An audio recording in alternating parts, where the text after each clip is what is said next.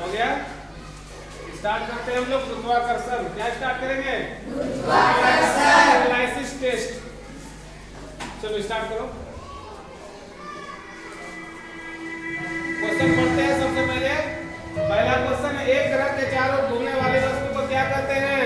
उसे हम लोग उपग्रह कहते हैं। क्या कहते हैं? एक आदमी जो गुरुत्वाकर्षण के विचार के साथ आया था, बढ़ने नहीं देना, ठीक है, रोकना। हो गया। एक ग्रह के चारों ओर घूमने वाली वस्तु को क्या कहते हैं?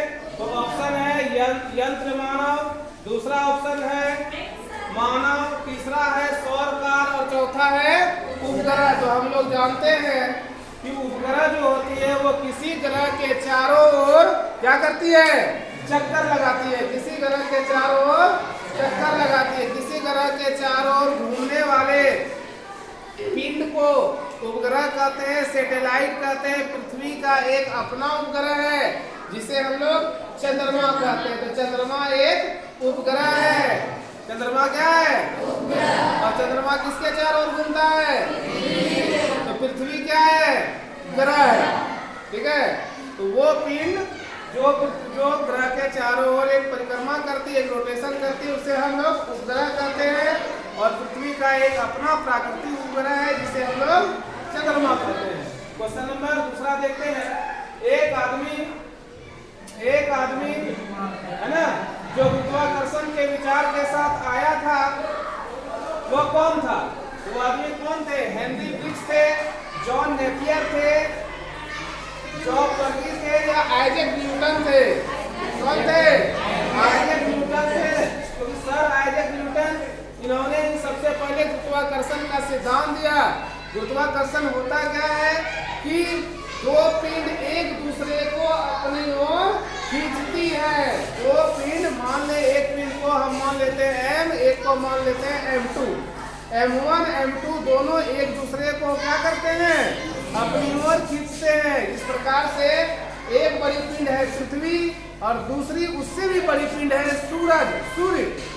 तो सूरज और पृथ्वी एक दूसरे को अपने गुरुत्व शक्ति के द्वारा, गुरुत्वाकर्षण बल के द्वारा एक दूसरे को खींचते हैं। दोनों खींचते हैं, ना कि जो है सूर्य पृथ्वी को खींचती है, बल्कि पृथ्वी भी अपनी ताकत से सूर्य को अपनी ओर खींचते हैं। लेकिन जिसका आकार जितना बड़ा होगा, जिसके अंदर जितना पोटेंशियल होगा, जिसके अंदर जितना ज्यादा ऊर्जा होगा, वो दूसरे के सापेक्ष यानी सूर्य पृथ्वी के सापेक्ष अधिक बल का प्रयोग करेगा और पृथ्वी अपने प्रभावी बल के कारण उसका विरोध करेगा। और इस प्रकार से सूरज और पृथ्वी के बीच क्या हो जाएगा? एक सामंजस्य स्थापित हो जाएगा, जिसे हम लोग घूर्णन कहेंगे। और पृथ्वी सूर्य के चारों ओर क्या करती है? चक्कर लगाने लगती है। क्वेश्चन नंबर तीसरा पर आते हैं। उपग्रह और पृथ्वी के बीच गुरुत्वाकर्षण बल क्या प्रदान करता है? उपग्रह और पृथ्वी के बीच तो गुरुत्वाकर्षण बल जो प्रदान करता है, केंद्राभिमुख बल, अभिकेंद्री बल, प्रतिरोधक बल, इनमें से कोई नहीं। ये हो जाएगा केंद्राभिमुख बल। ये केंद्र जो है केंद्र की ओर खींचता है। केंद्राभिमुख मतलब कि सेंटर से एक बल लगता है। जैसे पृथ्वी का एक सेंटर है, पृथ्वी का केंद्र, जिसकी पृथ्वी के ऊपरी परत से उसकी जो पृथ्वी के केंद्र की दूरी है वो है 6371 किलोमीटर। कितना है? 6371। तो केंद्र क्या करती है? किसी भी वस्तु को अपनी ओर खींचती है। इसलिए पृथ्वी अपने केंद्र की शक्ति के माध्यम से, जिसको हम लोग कहते हैं गुरुत्वीय बल, और उसके माध्यम से हम सभी वस्तु को, जितने भी हम लोग धरातल पर हैं, ये अपने केंद्र की ओर खींचे हुई है। इसी को हम लोग कहते हैं गुरुत्वाकर्षण बल। तो ये जो बल लगता है केंद्र के अभिमुख लगता है। अभिमुख मतलब सामने, अभिमुख मतलब सामने। इसे हम लोग कहेंगे केंद्राभिमुख बल, सेंट्रीफ्यूगल फोर्स। नेक्स्ट, अब हम लोग क्वेश्चन नंबर 4 पर आते हैं। क्वेश्चन नंबर 4 है, पृथ्वी एक वस्तु को उस बल आकर्षित करती है जो डैश के समान होती है। किसके समान होती है? नहीं, इसका आंसर क्या होगा? वजन के समान होती है, क्षेत्र के समान होती है, आयतन के समान होती है, या प्रदूषण के समान होती है। पृथ्वी एक वस्तु को उस बल द्वारा आकर्षित करती है, उस बल द्वारा आकर्षित करती है जो उसके वजन के समान होती है। कितना उसका वेट है उसी अनुसार से उसको खींचती है। क्षेत्र के आधार पर नहीं, आयतन के आधार पर नहीं। अगर हम आयतन का बात करें तो समझिए कि एक बैलून है ना, बैलून को फुला दिए, बैलून को, वो तो बड़ा हो गया। और एक ईटा है, ईट हम लिए छोटा है, या एक पत्थर है, और दोनों को ऊपर से नीचे गिराएं तो पहले कौन गिरेगा? ईट गिरेगा या पत्थर गिरेगा। क्यों? क्योंकि उस पत्थर का क्या है?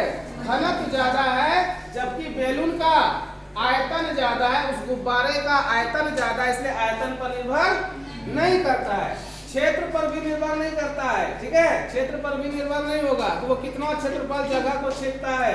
प्रदूषण पर भी नहीं, वजन पर डिपेंड करेगा, वजन। ठीक है, लेकिन अगर हम इसे समान रूप से गिराएंगे निर्वात में तो अलग बात होगी। लेकिन अगर कागज को, एक कागज को हम उड़ाएंगे, कागज का टुकड़ा को, और एक फिर पत्थर को गिराएंगे, सबसे पहले पत्थर से गिरेगा, तो ये हो जाएगा उससे गुरुत्वाकर्षण बल के कारण। इसका आंसर हो जाएगा ऑप्शन नंबर ए। वजन को भार भी कहते हैं। वजन को क्या कहते हैं?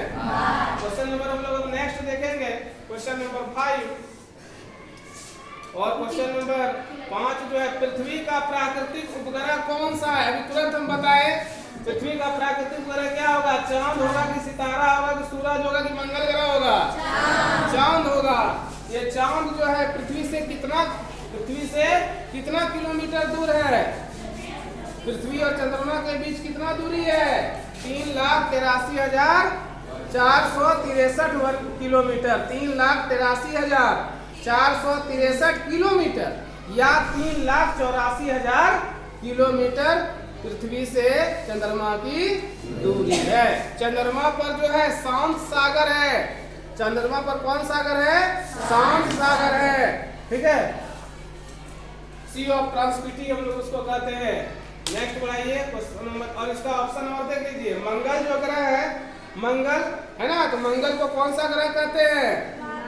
लाल ग्रह कहते हैं। नहीं, मंगल ग्रह आंतरिक ग्रह है कि बाह्य ग्रह है? मंगल ग्रह आंतरिक ग्रह है। मंगल ग्रह को पार्थिव ग्रह भी कहते हैं। पार्थिव मतलब पृथ्वी के समान। पार्थिव मतलब पृथ्वी के समान। तो बुध, शुक्र, पृथ्वी, मंगल, बोलिए आप लोग।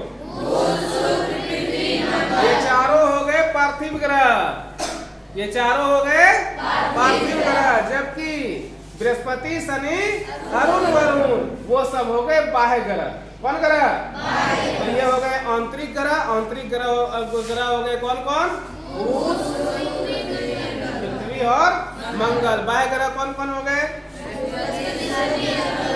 बृहस्पति, शनि, और आंतरिक ग्रह को ही हम लोग कहते हैं पार्थिव ग्रह, टेरिस्टेरियल प्लैनेट। टेरिस्टेरियल प्लैनेट पृथ्वी के समान तो हो गया बुध, शुक्र, पृथ्वी, मंगल।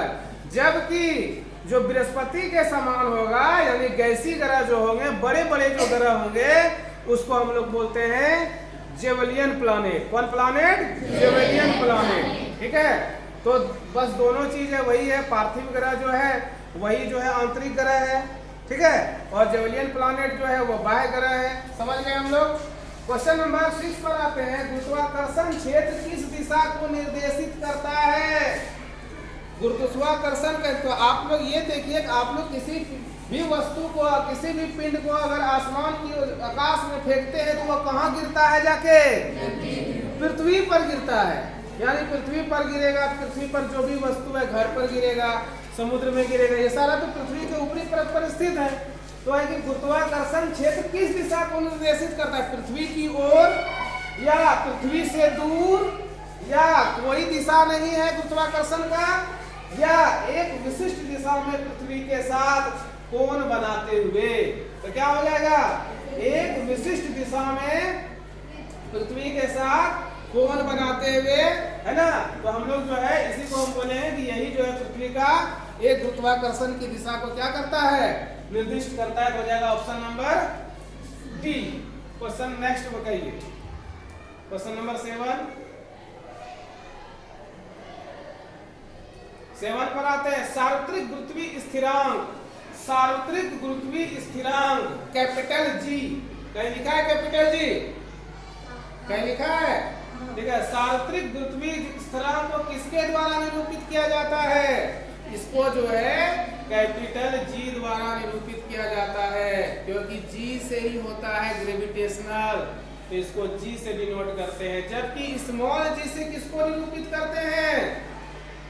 दोनों में दो ही है, कैपिटल जी से सार्वत्रिक गुरुत्वीय स्थिरांक, ठीक है। सार्वत्रिक मतलब यूनिवर्सल, गुरुत्वीय एक्सीलरेटेड, और स्थिरांक इसको बोलता है कांस्टेंट। कांस्टेंट मतलब जिसका मान नहीं बदलता है। चर और अचर आप लोग मैथ में पढ़े होंगे, चर राशि और अचर राशि, जिसका मान बदलते रहता है उसको चर कहते हैं, और जिसका मान नहीं बदलता उसको अचर कहते हैं। X Y Z A B C ये सब का मान बदलते रहता है, नहीं? माना कि x बराबर 5, माना कि x बराबर 6 हम लोग मानते हैं, तो ये सब एक्स वाई जेड जो भी है ये सब क्या है? चर है। जबकि 1 2 3 4 5 या कोई भी आंसर जो आपका आता है लास्ट में वो अचर है। तो ये जो कैपिटल जी है इसका मान अचर है, ठीक है, इसका मान नहीं बदलता।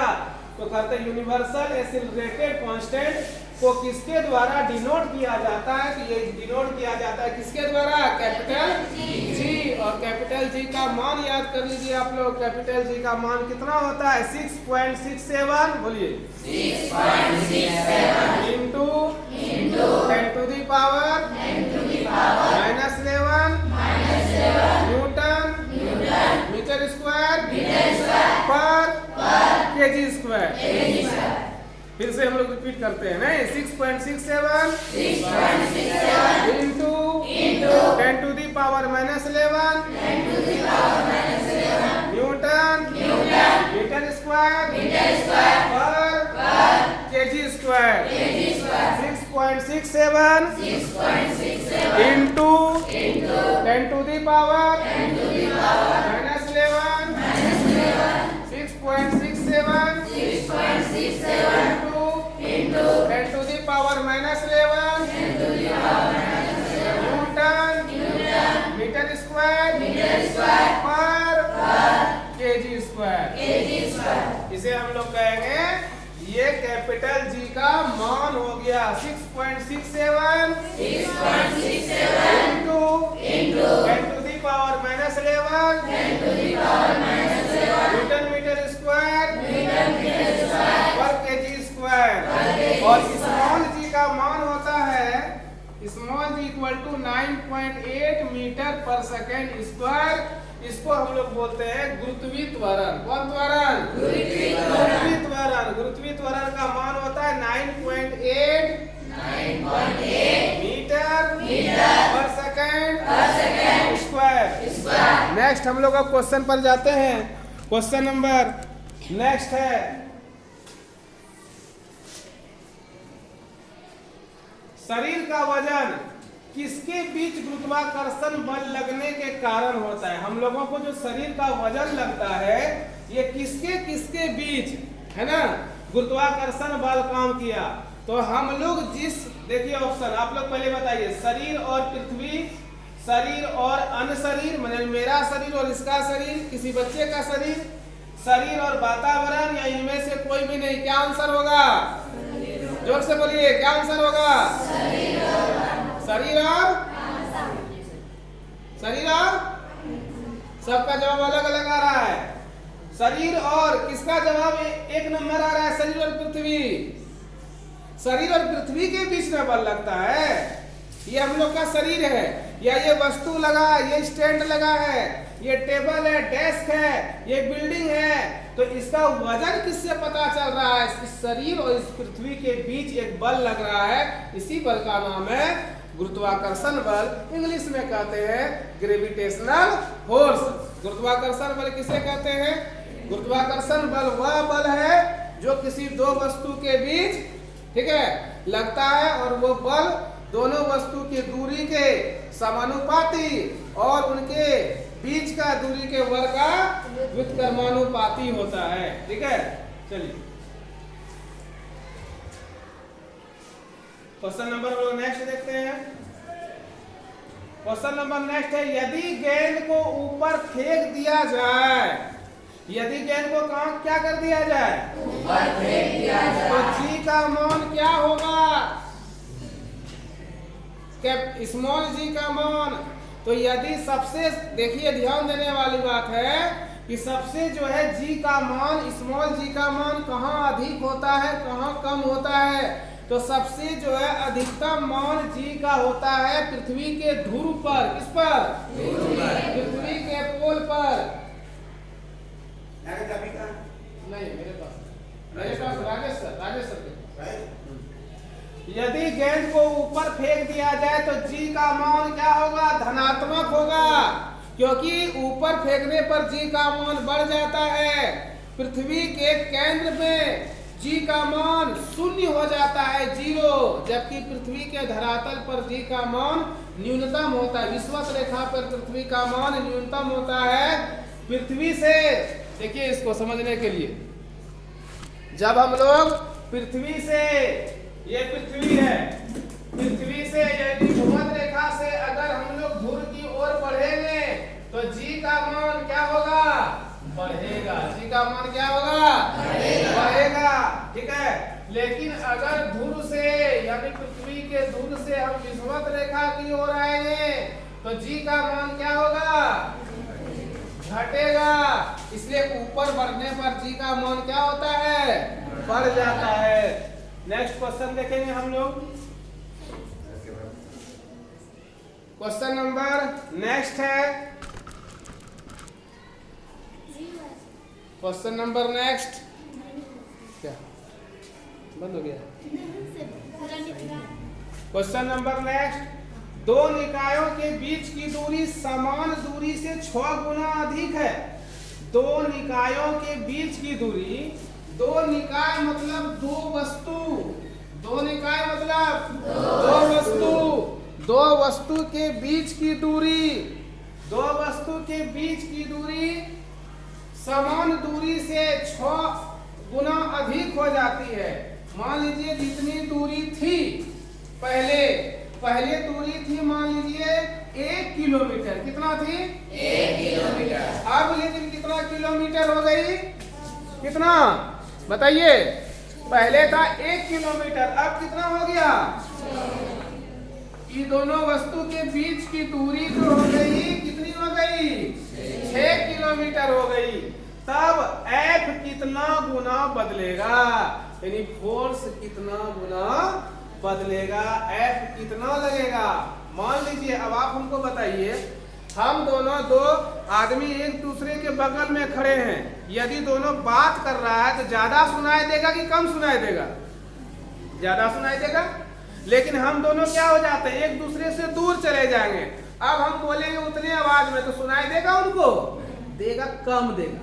अब वो 6 किलोमीटर चला जाता है। मान लीजिए अभी 1 फीट पर था, अब चला गया 6 फीट पर, या 10 फीट पर था, अब चला गया 60 फीट पर। तो दोनों के बीच बातचीत सुनाई देगा, नहीं देगा। इससे क्या मतलब हम लोग समझे, मतलब समझे यदि दो वस्तु के बीच की दूरी पहले 1 इकाई थी या जितनी थी, अगर वो समान दूरी से ये समान दूरी हो गया, ये 6 गुना हो जाती है, तब बल कितना गुना, बल बोलिए, बढ़ेगा कि घटेगा। दोनों के बीच लगने वाला बल घटेगा या बढ़ेगा, बल घटेगा। तो घटेगा तो क्या क्या हो जाएगा, 36 गुना बल हो जाएगा, नहीं। 6 गुना बल रहेगा, नहीं। 1/12 गुना रह जाएगा, नहीं। 1/36 गुना हो जाएगा। क्या बल हो जाएगा, 1/36 गुना बल हो जाएगा, क्योंकि दोनों के बीच की दूरी हो गई 6। और जब हम लोग फॉर्मूला पढ़ेंगे गुरुत्वाकर्षण F बराबर, तो ये होता है m1 गुना m2 बाय r स्क्वायर, यानी कि r स्क्वायर। r कितना था, 6, दोनों के बीच की दूरी कितनी थी, 6 को गुना किए किससे, कितना हो गया, 36, लेकिन 36 बटा में आया ना, तो आंसर क्या हो जाएगा 1 बटा 36, यानी 1 बटा 36 जो है गुरुत्वाकर्षण बल 36 गुना घट जाएगा। कितना घट जाएगा 36 गुना घट जाएगा। Question number next.